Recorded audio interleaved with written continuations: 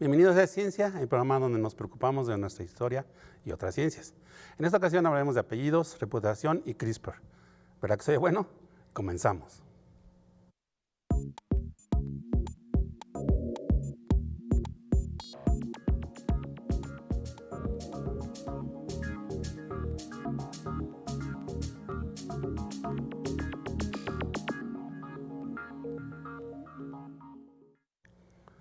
¿Por qué nos interesa lo que dicen los demás? La maestra Ángeles Nolasco nos recomienda un artículo sobre reputación y percepción. Vayamos a la cápsula.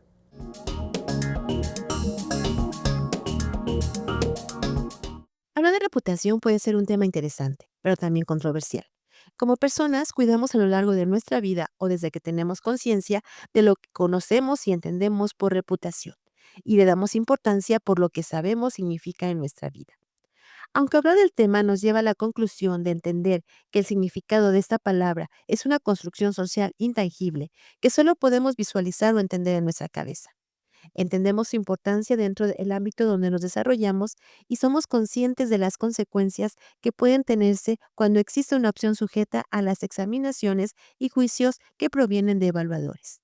La percepción que esos evaluadores pueden tener en la forma en que se construye y disemina la reputación puede ser positiva o no. Dicha percepción puede estar influenciada o alterada de manera individual o por ideas preconcebidas que se transmiten hoy en día en volúmenes altos de información que se comparten de manera rápida y de la cual la gran mayoría no es verificada por los grupos evaluadores, lo que puede tener consecuencias importantes en la percepción que se tiene de la reputación de alguien. La construcción de la reputación no solo es por medio de hechos que van a incidir en la percepción que se tenga, sino que también el lenguaje juega un papel trascendental, y este puede ir o no en sintonía con los hechos y las acciones que la acompañan. La reputación no solo es importante para las personas de manera individual, sino también es aplicable para grupos y organizaciones que pueden alterar de manera negativa o bien beneficiar las interacciones sociales. La realidad es que el saber que la percepción que los otros tienen de nosotros es adecuada y positiva puede motivar a tener presentes aspectos éticos y morales que permitan su conservación y cuidado. Te invito a conocer más sobre el tema y a profundizar en aspectos importantes sobre la reputación y su percepción, leyendo el artículo completo titulado Consecuencias de la reputación, el poder de las percepciones, escrito por Ramsés Cabrera Gala y María Daisy Tapia Álvarez, publicado en la revista Grafilia en el año 9, número 17, julio-diciembre de 2024. No olvides disfrutarlo acompañado de un sorbito de café.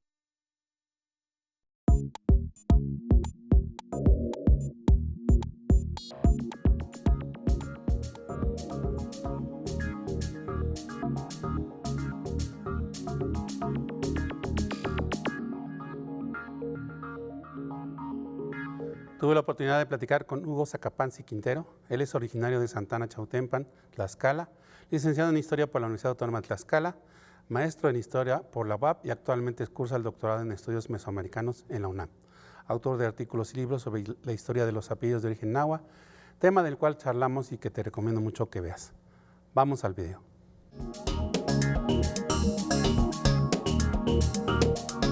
Maestro Hugo Sacapanzi, muchas gracias por haber aceptado la invitación para esta entrevista. Bueno, pues yo quisiera que nos comentara un poquito acerca del trabajo que ha hecho, varios trabajos que ha hecho, como historiador que es, ¿no?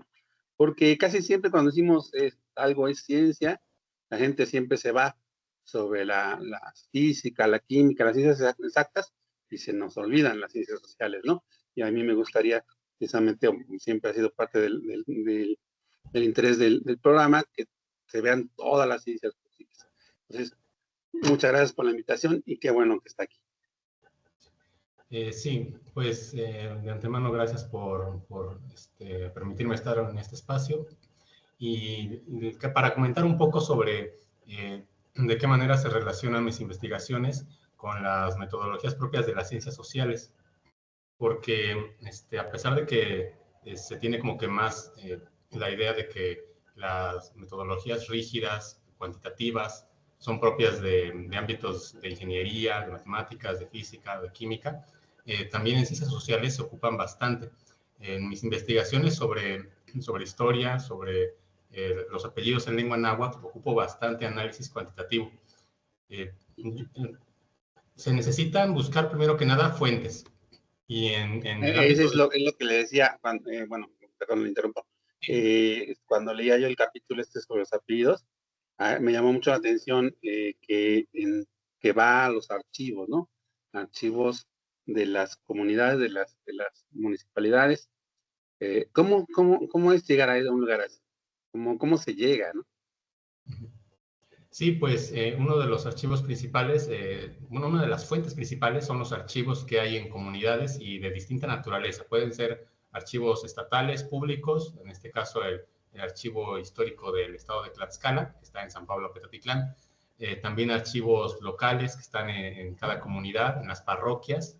En las parroquias se resguardan muchísimos documentos antiguos que, por fortuna, en años recientes, se les ha dado cierto trabajo de disposición y arreglo de los archivos, porque luego suele pasar que están botados, que están llenándose de hongos por ahí en una esquina de la iglesia, pero por fortuna sí se ha procurado rescatar recientemente muchos de los archivos parroquiales que hay en Tlaxcala. Y bueno, son archivos maravillosos porque uno puede encontrar registros parroquiales de bautizos, de matrimonios, de defunciones, de nuestros ancestros, ¿no? De las personas que han estado viviendo ahí en esa comunidad. Pero aparte de estos registros que van tomando nota de estos procesos demográficos de nacer, de casarse y de morir, también uno puede encontrar censos, padrones, donde están ahí los nombres de los habitantes, muchas de las veces empadronados por barrios, porque en cada pueblo hay una organización barrial que la mayoría de las veces deriva esa organización de una organización más antigua que había en el periodo prehispánico, los calpulis, las casas señoriales, los tlaxilacalis. Y entonces los barrios modernos son una especie como de continuación con alguno que otro cambio de esa antigua organización señorial, y en cada uno de esos barrios es posible identificar mediante un análisis cuantitativo cuáles son los apellidos más frecuentes que hay en esos barrios, y eso permite detectar cuáles son los linajes fundadores, por así decirlo, de cada uno de esos barrios, cuáles son las familias que históricamente han estado asentadas en alguno de esos barrios. Entonces hay que conjugar estos dos elementos, por un lado los padrones, censos, matrículas, donde están empadronadas las personas, y por otra parte los registros parroquiales, en donde se registran los sacramentos de bautizo, de función y matrimonios, para ir haciendo también el rastreo genealógico. Yo me dedico también a hacer muchas genealogías para ir viendo cómo se fueron transmitiendo los apellidos de generación en generación y cómo en algunas ocasiones cambiaban el apellido o los traducían del español al náhuatl, del náhuatl español. Sí, es una de las cosas que decíamos. En mi caso particular así me pasó, ¿no? Y tengo entendido que precisamente en Contla hay unos que tienen el SIN y otros como yo que no lo tenemos, ¿no? Entonces, ¿cómo resulta ser que finalmente inclusive los apellidos están vivos, ¿no? Van variando. Sí, van variando porque al final de cuentas la lengua no es estática, es viva, como cualquier otra manifestación de la cultura humana, y en ese sentido se va adaptando, se van modificando, aunque ahí habría que aclarar que hay veces que es por errores de los que anotan los apellidos, ¿no? De las secretarias, los secretarios, del escribano, que pone el apellido con una grafía distinta, y bueno, por ejemplo, aquí de donde yo soy originario, en Chiautempan, hay un apellido muy común que es Ahuatzin, y uno lo puede encontrar así, Ahuatzi, pero también lo puede encontrar con una C intermedia, Ahuaxi, y también con una N al final, Ahuaxin. Entonces hay distintas formas, pero el apellido en sí, todas estas variantes son específicas de Santana Chiautempan, no vienen de ninguna otra comunidad, de ningún otro municipio. Es un apellido originario, todas estas variantes, de aquí de Santana Chiautempan. O sea que todas las personas que se apellidan con estas distintas variantes proceden de un mismo tronco. Y es otra cosa también bien bonita porque precisamente como que es como esto de los virus, ¿no? Que vas para atrás, hasta que encuentras el paciente cero. Igual acá, ¿no? Como que vas para atrás hasta que encuentras dónde fue el nacimiento de esta piel. Sí, exactamente. Y bueno, conforme van pasando las décadas y los siglos, pues las familias van creciendo y el núcleo familiar casi siempre se queda dentro de un barrio, de un pueblo. Por ejemplo, en el caso de usted, Mosencahuatzi, la mayoría de las familias Mosencahuatzi pues, están en Concla Centro, porque el municipio de Concla tiene varias comunidades, algunas más apartadas, pero el apellido Mosencahuatzi es de la zona centro de Concla. Mi apellido, por ejemplo, hay dos variantes, Zacapa y Zacapanzi. El más abundante es Zacapa. Ese apellido se encuentra en Santa Isabel Xiloxostla, porque de ahí surgió el apellido. Y los Zacapanzi somos de Santana Chautempan, porque al ir haciendo mi rastreo genealógico, descubrí que mi antepasado era originario de Xiloxostla, un tatarabuelo, y se mudó aquí a Santana junto con mi tatarabuela y toda su familia. Eran 4, él, su esposa y 2 niños. Se mudaron aquí a Santana Chautempan y de ellos descendemos todos los Zacapanzis que hay aquí en Santana Chautempan, pero en Xiloxostla se quedaron sus primos y demás parientes, y por eso es que es más voluminoso el apellido Zacapa en Xiloxostla, que ahí no conservó la terminación reverencial, nada más se quedó en Zacapa. Y nosotros que vivimos en Santana, pues sí se conserva la terminación reverencial, porque también hay características morfológicas muy específicas de los apellidos de acuerdo a cada región del estado de Tlaxcala. Los apellidos con terminación reverencial TZI, ¿sí?, se encuentran sobre todo en los municipios de Chautempan, Concla y Santa Cruz Tlaxcala. En otros municipios también hay apellidos, pero no tienen una concentración tan presente como en estos 3 municipios que acabo de mencionar. En Xiloxostla, esa tendencia de agregar la terminación reverencial o de respeto, del sin, al final de un nombre de apellido, pues se perdió gradualmente con el paso del tiempo. Y esto de que se perdiera esta... No, la pregunta es, ¿y por qué hay más ahí? Más bien sería la pregunta, ¿no? ¿Por qué hay más con esta terminación sin por estas regiones? ¿Hay alguna razón? Sí, son varios factores. Hay un pequeño artículo que publiqué hace tiempo, que es específicamente sobre apellidos en náhuatl de Concla. Y ahí trato de explicar algunas hipótesis de por qué en esta región específica de la que forma parte Concla, muy cercana a la Malinche, en donde están estos otros municipios, Chautempan, Santa Cruz, Tlaxcala, por qué ahí sí se conserva la terminación reverencial y en otras zonas más distantes, más alejadas de la montaña, no. En parte es porque la lengua náhuatl, su principal bastión es la Malinche y todo el entorno de la montaña. Ahí es en donde se ha conservado históricamente más la lengua náhuatl y hoy en día todavía en esa región se habla mucho el náhuatl, ¿no? En estos municipios que acabo de mencionar, también en San Pablo del Monte, en Teolocholco, y del otro lado de la Malinche, en un pueblo otomí, en San Juan Ixtenco. Entonces, todos los contornos de la Malinche son un bastión de las lenguas nativas de Tlaxcala, y esa puede ser una razón, que dado que ahí permanece más arraigada la lengua y ha sido un poco más difícil que con la aculturación y la adopción del español se vaya conservando la lengua original. Debido a eso es como que se preserva más estas terminaciones distintivas, reverenciales, y en otros lugares en donde el náhuatl se va perdiendo más rápido, pues estas características tan distintivas se van esfumando. También otra razón es por la alta presencia de población de origen noble en esta zona de estos municipios modernos. Antiguamente, en toda esta región, Chautempan, Santa Cruz Tlaxcala, Coajomulco, Concla, en toda esa región había mucha gente que procedía de los estratos de la antigua nobleza tlaxcalteca, los pipiltin.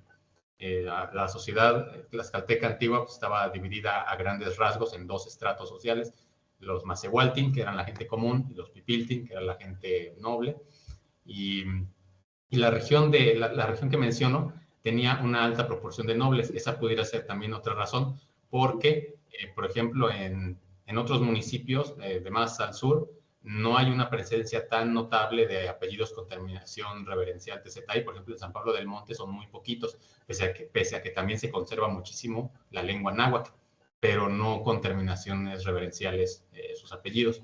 Entonces, esa también puede ser otra explicación, que la diferente calidad social que había de la población en esta región en particular. Fíjate, y eso me lleva digamos, casi la pregunta original, ¿no? Eh, ¿cómo llegar a estas conclusiones? ¿Qué metodología te lleva a decir, bueno, están estas posibilidades, ¿no? Sí, pues es una metodología cuantitativa. Se tienen que ir primero asegurando de dónde son originarios cada uno de estos apellidos, porque hoy en día están distribuidos en muchas comunidades. El apellido Tetsis, que es el más común en Tlaxcala, en náhuatl, es un apellido de Axocla del Monte, de ahí se originó, ahí lo he rastreado hasta el siglo XVII, 1600 y Texas tanto, dijiste, ¿no? ¿verdad? Sí, Tetsis. Tengo un amigo que se llama Texas. Ajá. Sí, Tetsis es el apellido Sí. más común en náhuatl de Tlaxcala y Mira. está distribuido en todas las comunidades cercanas a Xocla del Monte, pero también en muchísimos municipios. Y yo creo que cualquier persona conoce o ha tenido algún amigo, compañero de apellido Tetsis, porque es muy, muy abundante. Creo que son más de 3,000 personas con ese apellido. Y hay apellidos en náhuatl que nada más los tienen 50, 60 personas, ¿no? Mi apellido, por ejemplo, creo que alrededor de 100 personas en Tlaxcala lo tenemos. Bueno, entonces, hay que hacer un rastreo genealógico del origen de cada uno de estos apellidos para asegurarnos de dónde son. Ya que tenemos esa seguridad o esa certeza, que por cierto en una de mis publicaciones pues presento una tabla donde compendio los lugares de donde son originarios, pues los alrededor de 300 apellidos en náhuatl que hay en Tlaxcala, de qué comunidad en particular son, no en qué comunidad hay actualmente, sino de qué comunidad se originaron y de qué comunidad tal vez se dispersaron hacia otros lados. Y ya teniéndolos, pues se hace el conteo, cuántos apellidos con terminación reverencial hay en tales comunidades, y ahí es en donde llego a la conclusión. La mayoría de los apellidos con terminaciones reverenciales se encuentran en tal, tal, tal, tal y tal comunidad, de tal y tal municipio. Y también, aparte de hacer ese rastreo en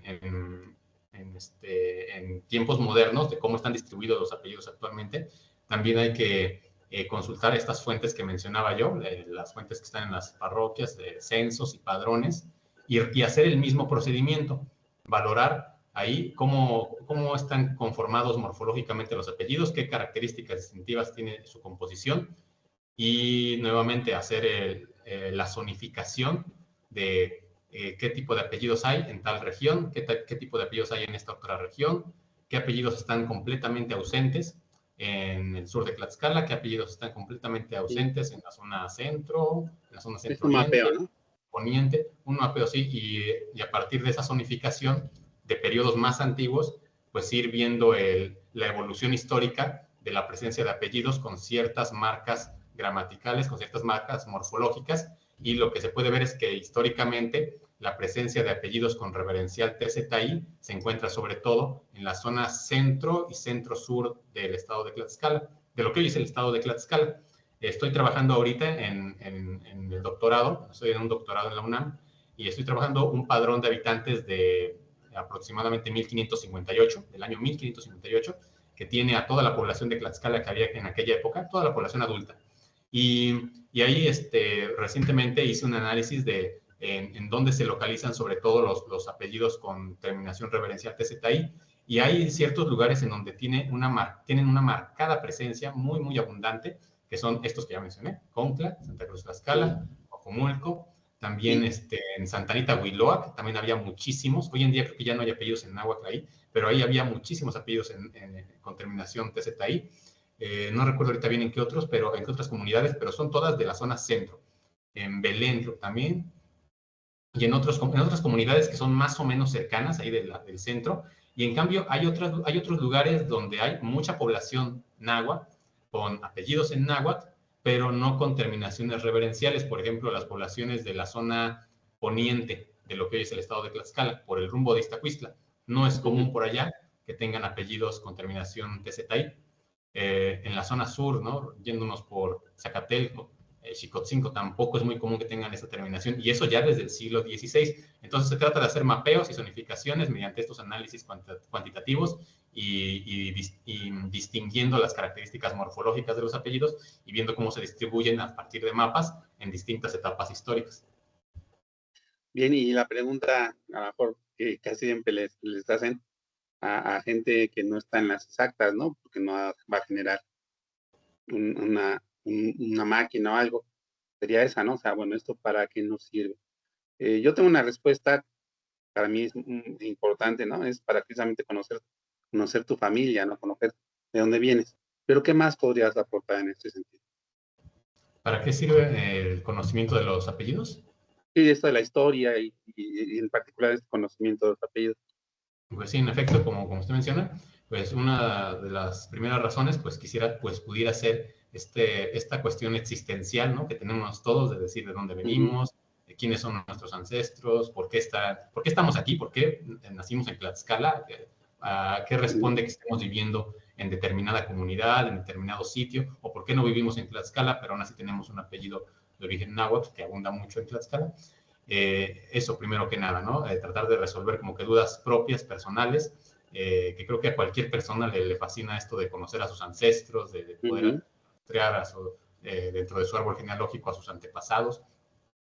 Otro motivo que impulsa a hacer esas investigaciones es porque a partir del conocimiento de los apellidos en lengua náhuatl y de su traducción, uno se puede aproximar al conocimiento de la ritualidad y de la cosmovisión de los pueblos nahuas, específicamente del pueblo de los pueblos nahuas de Tlaxcala, porque mediante la traducción de los apellidos, uno puede identificar, por ejemplo, el tipo de fauna que había en la región, ujú, qué tipo hay ciertos animales que tienen un mayor uso como apellidos, como apelativos usados para ujú, nombrar a personas.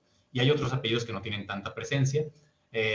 También hay muchos que hacen alusión a plantas, hay apellidos que hacen alusión a características físicas de la persona, hay otros que hacen alusión a deidades, ¿no? Eso es muy importante porque puede auxiliar mucho a saber qué tipo de dioses se veneraban en determinada ujú, comunidad, qué rituales se hacían, ¿no? Hay apellidos que hacen alusión a ciertas fiestas o festividades. También hay otros apellidos que hacen alusión a gentilicios, y esos son bien interesantes porque un gentilicio revela el lugar de procedencia de una persona. Por ejemplo, yo he encontrado en el siglo XVI personas de apellido Huexotzincac, que significa el que viene de Huejotzinco, ¿no? El originario de ujú, Huejotzinco. Y la mayoría de las personas que he identificado con ese apellido se localizan en la zona poniente de Tlaxcala, como por el rumbo de Iztacuistla, que es ujú. más o menos la región más cercana, más próxima, Cercana. es el Mm, municipio de Huejotzinco. Pero también he encontrado, por ejemplo, apellido Chalcat, también apellido Acolhua, apellido Zempoalteca, que ese sí se ha preservado hasta la actualidad. Zempoalteca, que hace alusión a Zempoala, Chalcat hace alusión a Chalco, a Colhuac, a los Acolhuas de Texcoco, Mexica, hay muchísimos ay, individuos mexica. con el Mexica, ¿no? Que revela una presencia también de población de Tenochtitlan que vino a quedarse aquí a Tlaxcala, ¿no? Entonces, nos habla también mucho de las migraciones. Se pueden hacer estudios de migraciones a partir del análisis de estos apellidos que hacen alusión a gentilicios. Hay apellidos, por ejemplo, que revelan ciertas prácticas muy específicas de la cosmovisión náhuatl. Por ejemplo, recientemente en el pueblo de San Andrés Coamilpa, que antes se llamaba San Andrés Coyohuacan, encontré un apellido bien curioso que es Coyonahuale, que significa el que tiene como nahual al coyote. O sea, el que tiene el nahual, entendiéndolo Ujú, como ese animal cuyo destino está enlazado al destino de la persona. ujú. Entonces, Ajá. esa persona Coyonahuale vivía en San Andrés Coyohuacan, ¿no? Coyohuacan significa el lugar de los que poseen coyotes. Fíjate, Y el hecho de que ahí hubiera una persona que su nombre significara el que tiene como nahual al coyote, pues puede ser como que una especie de una eh, persona importante, ¿no? y una persona importante y un identificador de que en esa población pues había tal vez aparte de que una presencia notable de coyotes, pues Ujú, un trato distinto tal vez hacia estos animales. Por ahí cerquita de Coyohuacan, bueno, lo que hoy es Coamilpa, está el pueblo de San Bartolomé Tenango, y hay una curiosa estatua bien reciente que hicieron en conmemoración a los coyotes, y dicen que es porque toda esa zona estaba llena antiguamente de muchísimos coyotes que ya se extinguieron en la región. mm, Pero está bien curioso que en la memoria de la población, pues decidieron todavía hacer está. una estatua para recordar la presencia de coyotes, ¿no? O sea, un solo apellido, algo nos está arrojando de información hasta biológica, ¿no? De cómo percibían su entorno y Sí. su trato con los animales, por ejemplo, la población de hace 500 años, porque ese apellido no se preservó hoy, pero a partir de su análisis y de su desciframiento, pues uno puede tener este tipo de noticias, ¿no? Oye, Hugo, pues está muy padre todo esto que nos cuentas. Y yo creo que si le rascamos, rascamos, va a salir más y más. Pero bueno, no tenemos tanto tiempo en el programa. Te quiero agradecer que hayas aceptado la invitación y me gustaría pues que dijeras si tienen algún modo de contactarte, si tienes una red social o un correo o algo. Sí, casi no uso redes sociales. Pondría a disposición mi correo electrónico, que es withsequit@gmail.com. Es colibrí en náhuatl. Pues muchísimas gracias, ¿eh? Qué bueno que aceptaste la invitación y ojalá podamos volver a platicar más adelante porque pues yo creo que todavía le queda más hilo a esta plática, ¿no? Claro, con gusto. Muchísimas gracias. A usted.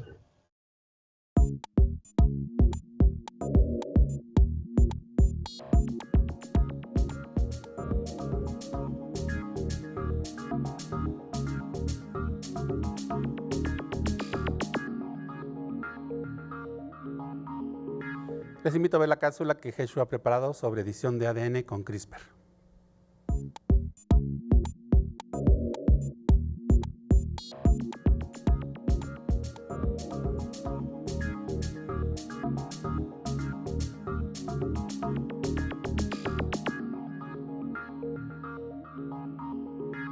Imagina poder editar el ADN como si fuera un texto en Word.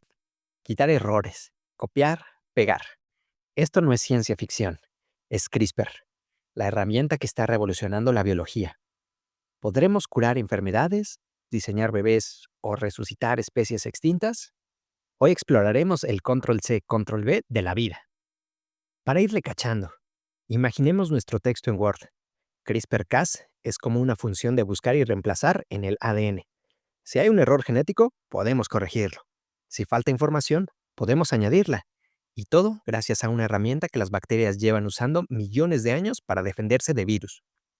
Cuando un virus ataca a una bacteria, esta guarda un pedazo de su ADN como referencia.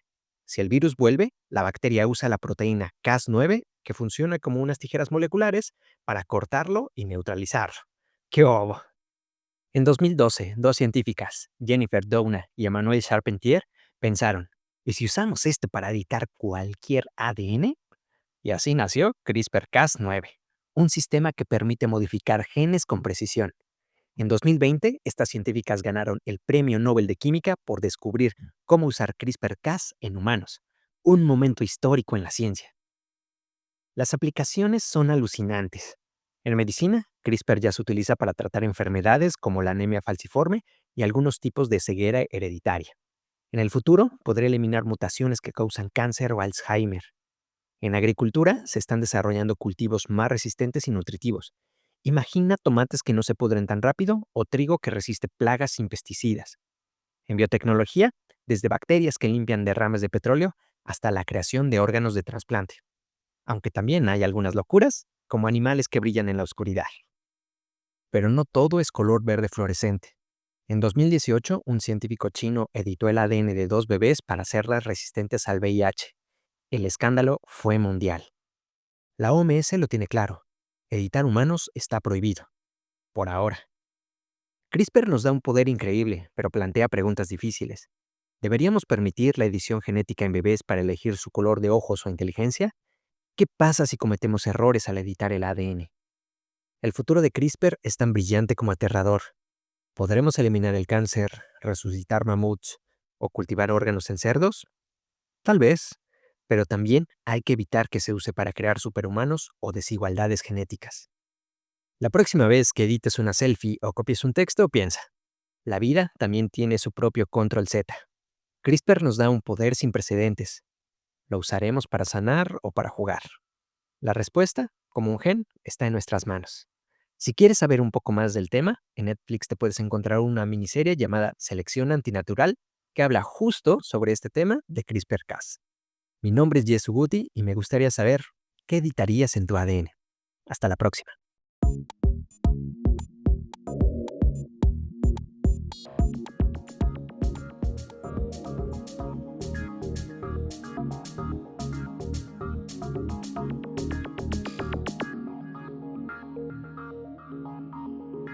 Ya nos vamos, pero te recuerdo que estamos en Facebook, donde nos encuentras como Es Ciencia, y que puedes ver nuestros programas completos en el YouTube de TPWAP. Cuídate de los aires, no edites ADN ajeno y cuéntanos de tu apellido. Hasta luego.